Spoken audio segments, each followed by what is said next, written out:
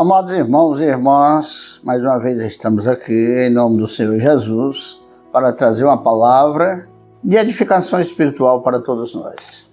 Antes que comecemos a falar aqui, o tema dessa noite, que vai ser tempo de apostasia, nós queremos pedir a você que dê o seu joinha aí, na expressão desse joinha, para que o nosso canal cresça. E se você se sentir edificado pelo conteúdo da mensagem, compartilhe com outros. Quem desejar se inscrever, continuamos convidando a fazer parte dessa comunidade. Será bem-vindo. Então, o texto base de hoje é João 6, 60 a 68. E nós estamos dando ênfase aos versículos 67 e 68. No nosso tema, tempo de apostasia. O versículo 67 diz o seguinte, de João 6, 67. Então disse Jesus aos 12, quereis vós também retirar-vos? E o versículo 68 diz o seguinte, responde-lhe, pois, Simão Pedro, Senhor, para que iremos nós? Tu tens as palavras da vida eterna. Bendito seja o Senhor.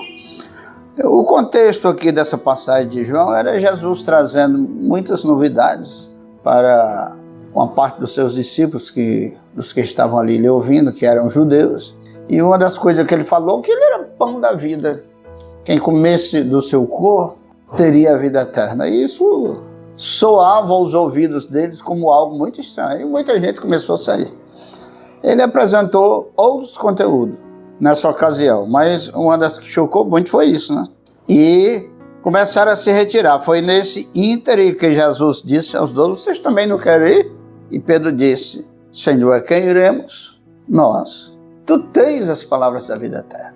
Esse testemunho de Pedro é muito impactante e serviu para ponto de firmeza de muitos cristãos durante todos os séculos da nossa história.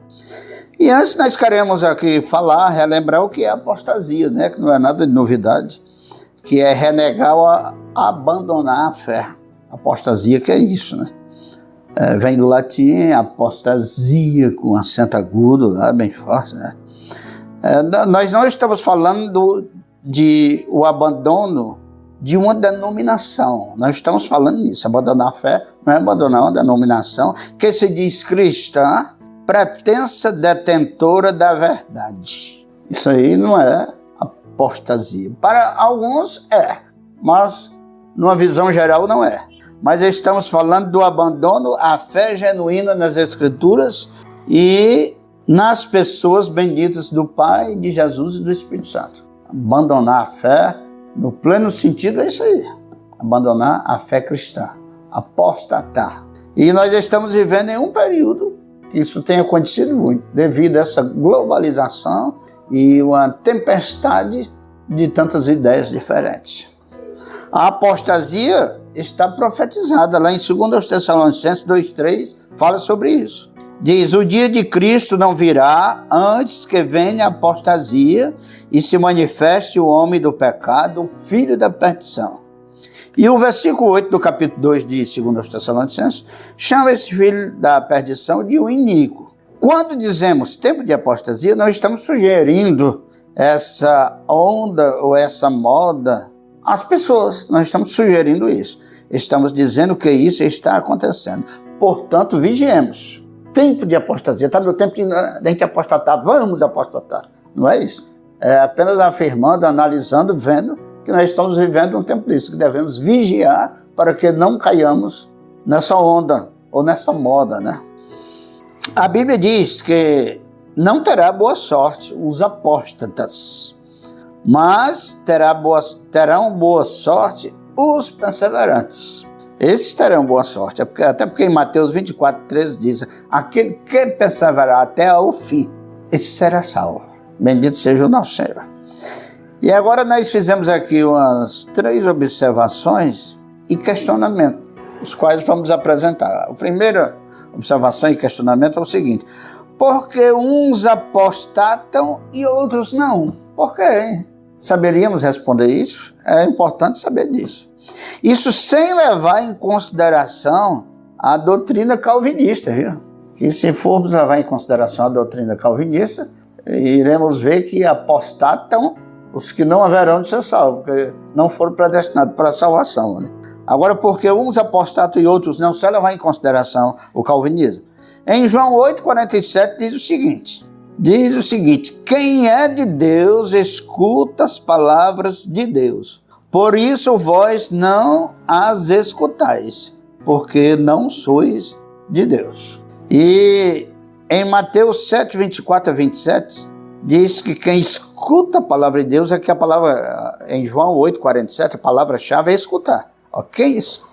Quem é de Deus escuta a palavra de Deus. E em Mateus 7, 24 a 27, diz aquele que escuta e pratica, acrescenta o verbo praticar. É um homem prudente que edificou a sua casa sobre a rocha, é semelhante a um homem prudente que edificou a casa sobre a rocha.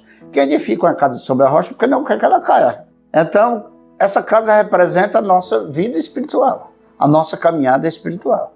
Se for edificado sobre a rocha, que representa Jesus e a sua palavra, que isso, a forma de construir é escutar e praticar, esse nunca verá a sua casa ir ao chão. A passagem aí diz que desce a chuva, né? Correm os rios, sopram os ventos e a casa não cai. E tem aqui símbolos, né? Uma vez a pessoa perguntou, para você o que é descer a chuva?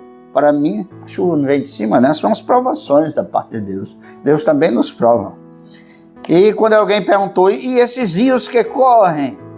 O horizontal, cai a chuva vertical, é do céu para cá. Então, no meu entender, são provações.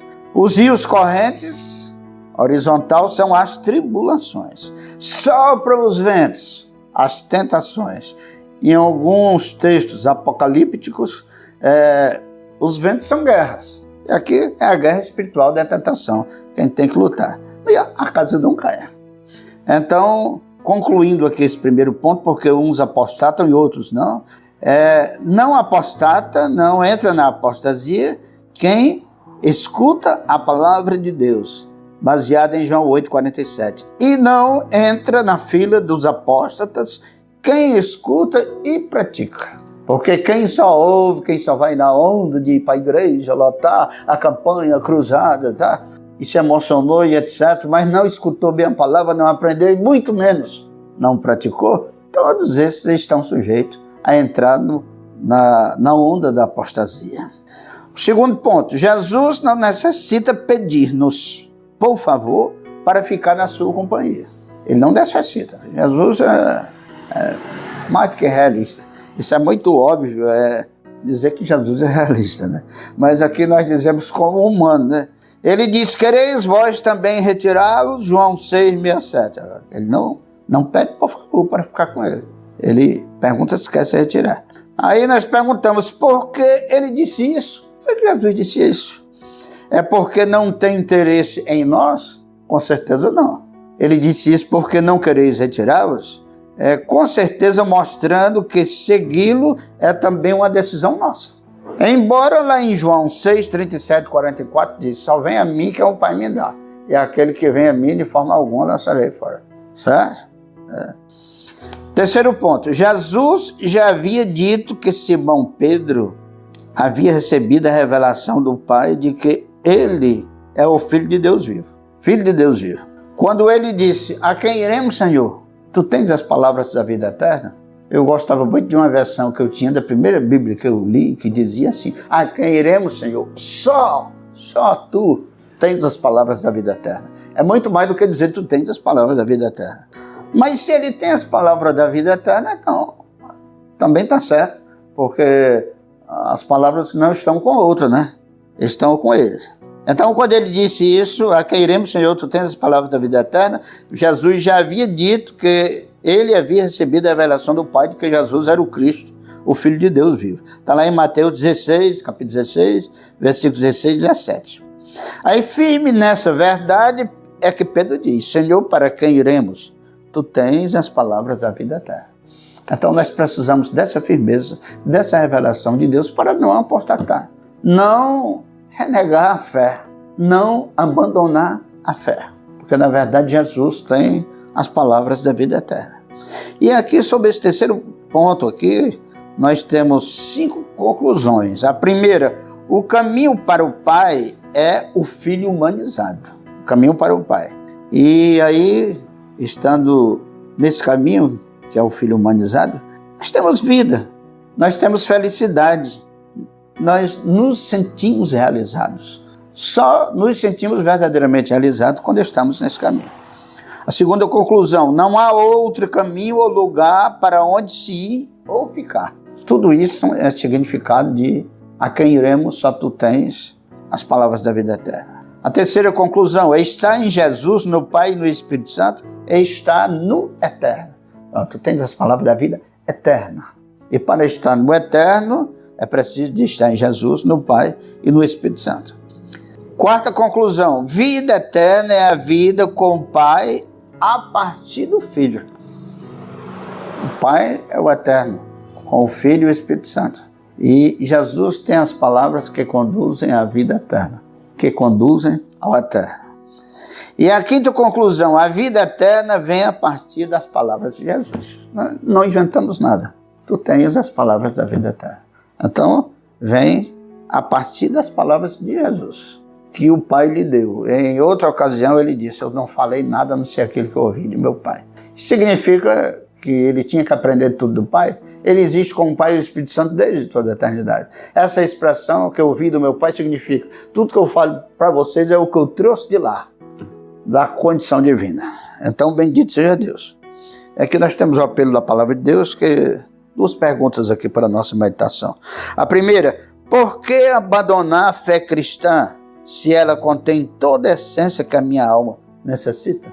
A fé cristã tem toda a essência que a sua alma necessita. Pode não ter toda a essência daquilo que você deseja, mas daquilo que a sua alma necessita, sim.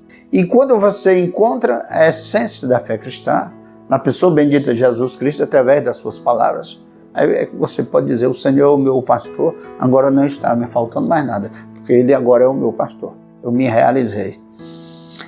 E o segundo questionamento, como cometeria tamanha loucura apostatar, se só quem perseverar até o fim é que será salvo? Então, como é? Apostatar para quê? Você pode até dizer, a coisa está difícil, a caminhada está difícil, a vida está difícil. Olha, com Jesus é difícil. Agora imagine sem Jesus. Isso é até antigo, né? Essa expressão que eu tentei dizer. Se está difícil com Jesus, imagine sem Jesus. Então, caminhemos com Ele, vamos até o final da caminhada, nunca vamos desistir. No final, encontraremos a plena e absoluta felicidade que a nossa alma tanto anela, que começa aqui, na pessoa bendita de Jesus. Então, meu irmão e minha irmã, meu amigo, meu internauta, nosso internauta, amigo internauta, que o Deus Todo-Poderoso, o Pai, né? Jesus Cristo, nosso Salvador, que tanto nos ama, e o Espírito Santo, que é nosso grande amigo e nosso verdadeiro Consolador, seja contigo essa noite. Essa é a oração que eu faço por ti, essa noite, esse dia, essa manhã, em nome de Jesus. Na hora que você assistir esse vídeo, em nome de Jesus. Deus te abençoe.